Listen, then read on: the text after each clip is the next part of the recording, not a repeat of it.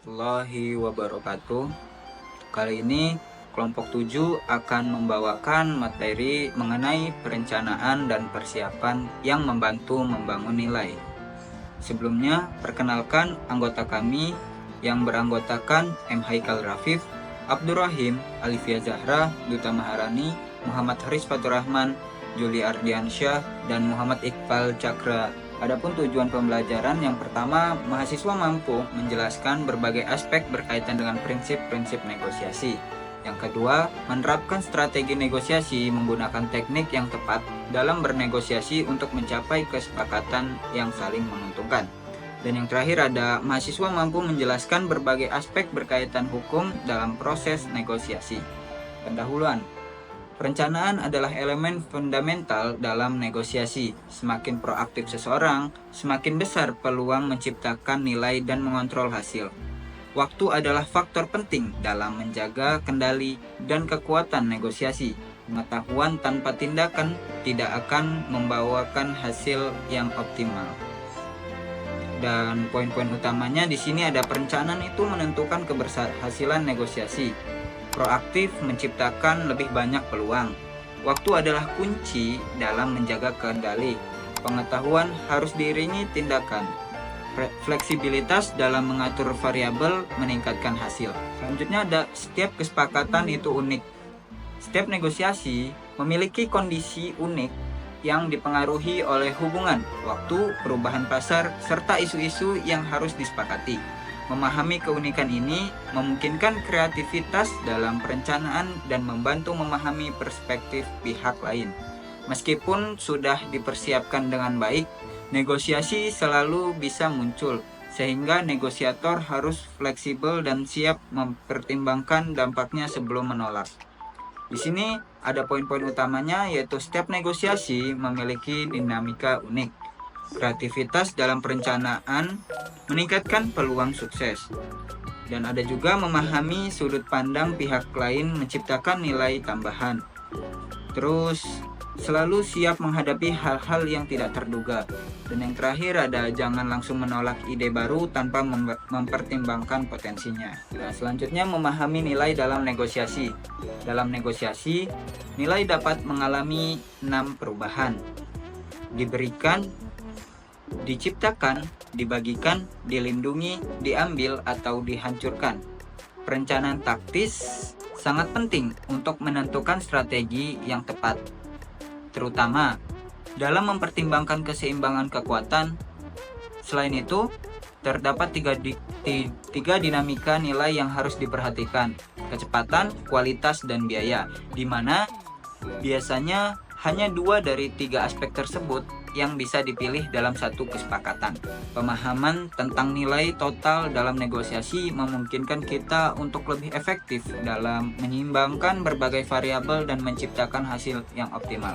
Di sini kita poin-poin utamanya ada 6 perubahan nilai dalam negosiasi, itu ada memberi, menciptakan, berbagi, melindungi, mengambil, dan menghancurkan. Keseimbangan kekuatan berpengaruh pada strategi negosiasi. Lalu ada 3 dinamika, cepat, berkualitas, murah. Dan terakhir, nilai total bergantung pada variabel yang dinegosiasikan. Baik, di sini saya akan melanjutkan materi yaitu tentang a great price often leads to a lousy deals. Yang artinya yaitu harga murah seringkali menghasilkan kesepakatan yang buruk. Nah, harga rendah seringkali membawa konsekuensi yang buruk jika hanya itu yang menjadi pertimbangan. Banyak faktor yang menjadi pertimbangan, yaitu seperti faktor supply and demand, opsi yang tersedia, dan waktu yang sangat mempengaruhi hasil negosiasi. Untuk contohnya yaitu seperti operasi mata laser murah atau pengacara perceraian termurah, yang akan meningkatkan resiko karena faktor kualitas dan konsekuensi jangka panjang. Untuk solusinya yaitu kita bisa menghindari menjadikan harga sebagai satu-satunya faktor negosiasi. Baik, berikutnya ada 7 variabel utama dalam negosiasi. Yang pertama ada price, yaitu struktur harga yang harus dikaitkan dengan variabel lain agar tidak hanya bergantung pada harga murni. Yang kedua ada volume atau jumlah tipe produk atau layanan. Biasanya berkorelasi dengan harga, contohnya diskon berdasarkan jumlah pembelian. Yang ketiga ada delivery atau waktu dan lokasi pengiriman. Hal ini harus mencakup penalti dan kompensasi jika terjadi keterlambatan. Contohnya di industri konstruksi, kontraktor harus menyelesaikan proyek tepat waktu agar subkontraktor lain dapat bekerja. Yang keempat ada kontrak period atau durasi kontrak. Kontrak jangka panjang lebih memberikan kepastian dan keamanan dibandingkan kontrak pendek. Perlu ada klausul terminasi dan perpanjangan yang jelas. Baik, berikutnya yang kelima ada payment terms atau ketentuan pembayaran. Biasanya mencakup uang muka, pembayaran bertahap, penalti keterlambatan, dan skema kredit. Hal ini memastikan keseimbangan antara arus kas dan resiko. Yang keenam ada specification atau spesifikasi produk dan layanan. Menentukan kualitas produk, fitur tambahan, dan faktor pendukung lain yang mempengaruhi harga. Contohnya di industri manufaktur, pesawat memiliki ribuan spesifikasi yang mempengaruhi harga akhir. Dan yang ketujuh ada risk management atau manajemen resiko. Siapa yang bertanggung jawab jika terjadi deviasi atau pelanggaran kesepakatan, dan resiko harus dinegosiasikan untuk mengurangi ketidakpastian bagi kedua belah pihak. Selanjutnya ada risiko sebagai hal yang dapat dinegosiasikan. Risiko dalam negosiasi bukan hal yang tetap, melainkan dapat dinegosiasikan. Perubahan adalah konstan, dan risiko yang ditimbulkan oleh perubahan tersebut harus dipertimbangkan dalam setiap kesepakatan. Nilai perlindungan terhadap risiko dan biaya ketidaknyamanan bervariasi tergantung pada keadaan. Negosiator kreatif dapat menggunakan fleksibilitas dan kenyamanan untuk menciptakan nilai tambah. Asuransi juga dapat digunakan untuk mengurangi risiko dan mengatasi ketidakpastian. Intinya, risiko harus diakui, diukur, dan dikelola melalui negosiasi yang cermat. Selanjutnya, melindungi nilai. Lindungi nilai perjanjian dengan mengidentifikasi dan mengelola risiko. Pastikan kontrak mencakup perlindungan jika terjadi pelanggaran persyaratan seperti pengiriman atau pembayaran. Risiko bisa beragam dan sering diabaikan, namun dampaknya bisa signifikan. Jangan abaikan risiko dan gunakan negosiasi kreatif untuk menukarnya. Perlakuan risiko sebagai hal yang nyata dan terdefinisi seperti yang dilakukan perusahaan asuransi. Selanjutnya ada akuntabilitas. Akuntabilitas risiko melibatkan penentuan siapa yang bertanggung jawab dan bagaimana risiko akan dikompensasi. Sikap terhadap risiko dipengaruhi pengalaman masa lalu dan nilai yang diberikan pada perlindungan. Jaminan, seperti pada pembelian mobil bekas, memberikan kepastian dengan premi yang dibayar. Interpretasi risiko berbeda antar pihak, tergantung pada keadaan dan pengambilan keputusan masing-masing. Selanjutnya ada risiko berbeda bagi orang yang berbeda. Risiko bersifat subjektif dan bervariasi antar individu dan industri. Penilaian risiko dipengaruhi oleh faktor seperti kepentingan strategis, potensi imbalan, dan pengalaman masa lalu. Risiko perlu dikenali, dipahami, dan dikelola secara objektif. Dalam negosiasi, penting untuk memahami perspektif risiko pihak lain dan menetapkan batasan yang jelas. Setiap situasi unik dan memerlukan penilaian yang disesuaikan. Selanjutnya ada mengelola kepatuhan dan kinerja. Kelola risiko dengan menetapkan konsekuensi atas ketidakpatuhan dan perubahan kinerja.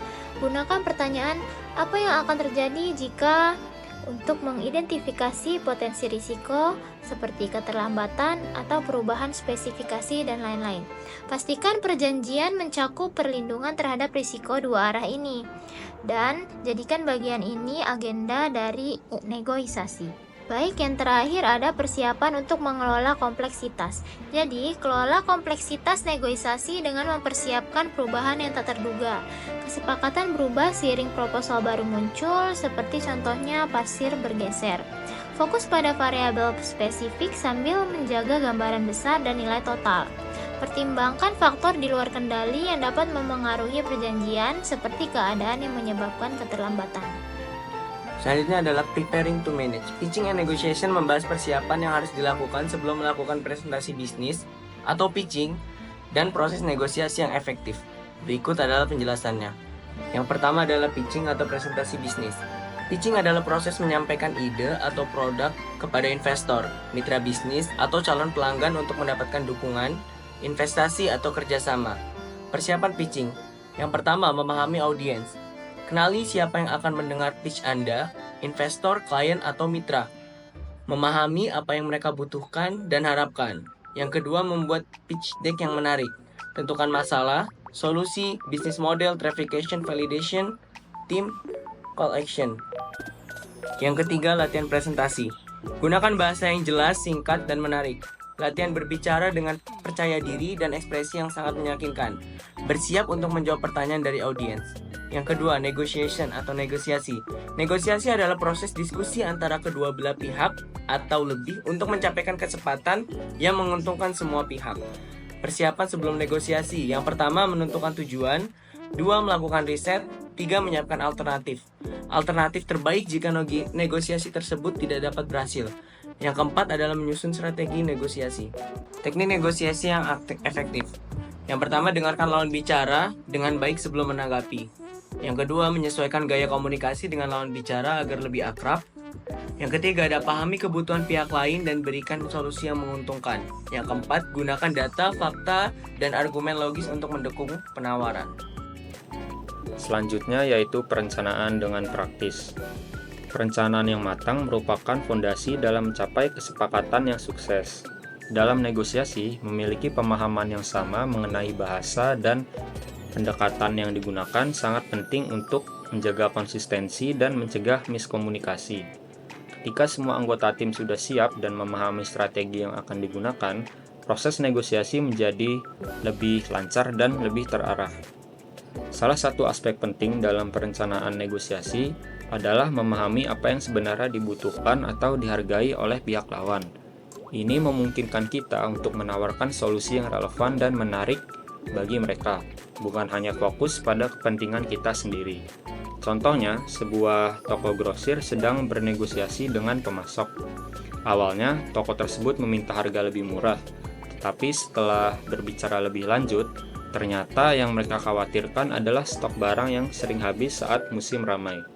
Jadi, yang sebenarnya mereka butuhkan bukan hanya harga murah, tapi juga jaminan ketersediaan barang saat musim ramai. Agar negosiasi berjalan lancar dan terstruktur, berbagai alat perencanaan dapat digunakan. Yang pertama ada trade storming. Mirip seperti brainstorming, tapi khusus untuk menemukan isu-isu penting yang relevan dalam negosiasi. Dengan cara mengidentifikasi variabel yang bisa dinegosiasikan, serta hubungan antar variabel tersebut. Contohnya, saat negosiasi dapat membahas soal harga, waktu pengiriman, cara pembayaran, bonus pembelian, atau layanan tambahan. Tujuannya agar kita punya banyak pilihan untuk ditawarkan dan tidak terpaku pada satu hal saja. Yang kedua ada trade surveyor. Alat ini membantu mencari hal-hal yang sangat dihargai oleh pihak lain, tetapi tidak terlalu berat untuk kita berikan. Misalnya pihak lawan sangat menghargai pengiriman cepat dan kita bisa melakukannya tanpa biaya yang besar. Atau kita bisa memberikan diskon tapi sebagai gantinya mereka bayar lebih awal. Jadi, trade surveyor ini tentang menukar-menukar yang cerdas dan menguntungkan kedua pihak. Selanjutnya ada peta isu. Jadi peta isu digunakan untuk mengidentifikasi hubungan antara variabel bernilai rendah tetapi berbiaya tinggi dan variabel bernilai tinggi tetapi berbiaya rendah. Selanjutnya ada agenda dalam negosiasi. Agenda yang telah disepakati bersama membantu menjaga transparansi dan mengatur diskusi secara sistematis. Agenda yang fleksibel memungkinkan negosiatur kembali ke topik yang belum selesai sebelumnya. Jadi yang pertama itu ada perencanaan pergerakan atau move planner. Perencanaan pergerakan digunakan untuk merinci persyaratan yang bersyarat dalam setiap pertukaran dalam negosiasi. Lalu yang kedua ada catatan tawaran atau record of offers. Digunakan untuk mencatat semua posisi dan pergerakan dalam negosiasi, memastikan transparansi dan menghindari kebingungan mengenai apa yang telah disepakati. Lalu yang ketiga yaitu kesiapan negosiator. Negosiator yang sukses harus selalu siap, tidak tergesa-gesa, dan selalu mempertimbangkan berbagai kemungkinan. Sikap fleksibel dan kesiapan mental sangat penting dalam mengelola negosiasi yang kompleks. Menggunakan alat perencanaan membantu memastikan bahwa kesepakatan yang telah dicapai menguntungkan kedua belah pihak. Baik, selanjutnya saya akan membacakan kesimpulan. Negosiasi yang efektif memerlukan pemahaman terhadap prinsip-prinsip dasar serta hukum-hukum yang berlaku untuk mencapai kesepakatan yang adil dan saling menguntungkan. Prinsip-prinsip seperti berkomitmen terlebih dahulu, fokus pada isu, serta memastikan sebuah kesepakatan tertulis dapat membantu menjaga transparansi dan kejelasan dalam negosiasi. Selain itu, hukum-hukum negosiasi menekankan pentingnya persiapan, strategi, serta kemampuan mendengarkan dan memahami kebutuhan pihak lawan. Dan pendekatan yang jujur, adil, serta strategi yang tepat, negosiasi dapat menjadi alat yang efektif untuk mencapai tujuan tanpa menimbulkan konflik yang tidak perlu. Mungkin sekian presentasi yang dapat kami sampaikan. Wassalamualaikum warahmatullahi wabarakatuh.